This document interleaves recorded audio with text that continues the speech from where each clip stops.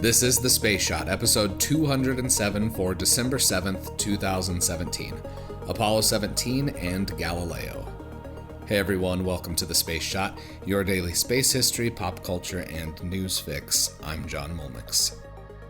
45 years ago today, at 12:33 a.m. Eastern Standard Time in 1972, a Saturn V lifted off on the final mission of the Apollo program. It was the first and only night launch of the Saturn V, and judging from pictures, it was spectacular. The raw power and incredible capability of those machines is something that's still unmatched, even a half-century later. It's a testament to the engineering that was done during the development of that mammoth rocket. Eugene Gene Cernan, Harrison Jack Schmitt, and Stuart Stu Roosa are the last humans to have traveled to the moon.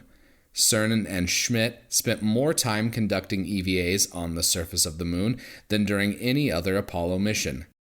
Schmitt was a geologist, which gave Apollo 17 much more science capability than previous flights. Apollo 17 really showed what could be accomplished with the hardware that was developed for the program. Sadly, it's been 45 years since humans ventured out that far, but hopefully that's going to change in the next couple years. I'll be talking more about Apollo 17 over the coming days. I'm still traveling, and I've got some resources at home that I'd like to use for upcoming episodes. I've got one piece of planetary science history today. The Galileo probe entered Jupiter's atmosphere on this day in 1995. The atmospheric probe was a part of the overall larger Galileo mission to Jupiter.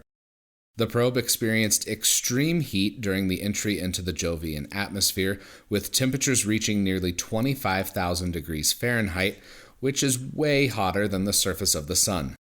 According to NASA, the scientific objectives of this mission were to, quote, determine the chemical composition of the Jovian atmosphere, characterize the structure of the atmosphere to a depth of at least 10 bars, investigate the nature of cloud particles and the location and structure of cloud layers, examine the Jovian radiative heat balance, study the nature of Jovian lightning activity, and measure the flux of energetic charged particles down to the top of the atmosphere. Switching gears a little bit, I do have one piece of pop culture history that I didn't cover yesterday.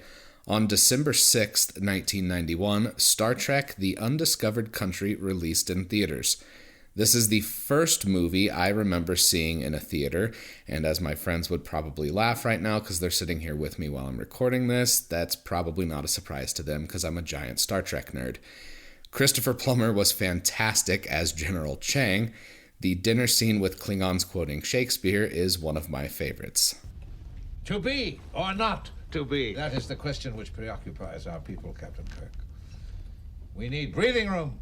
Earth, Hitler, 1938. I beg your pardon?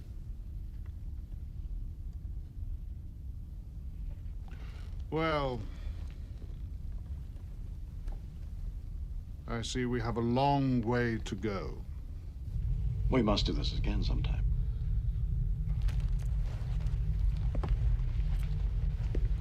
You don't trust me, do you? I don't blame you. If there is to be a brave new world, our generation is going to have the hardest time living in it.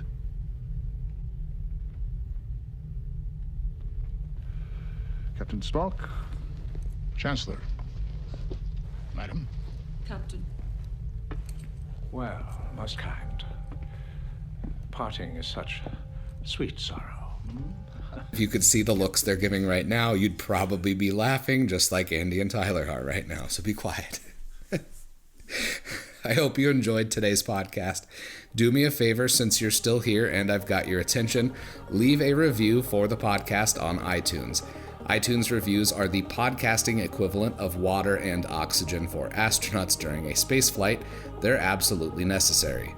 Also, while you're in your podcast app of choice, make sure you hit the subscribe button. That way you don't miss any of the daily episodes. As always, the show notes have more information on today's episode. You can hit me up on Instagram and Twitter. Find me at John Mulnix. I'm always up to chat. You can also connect with me on Facebook. Just search The Space Shot or click the link in the show notes. Tomorrow, the first flight of the Dragon. I'm John Molnix, and I'll catch you on the flip side.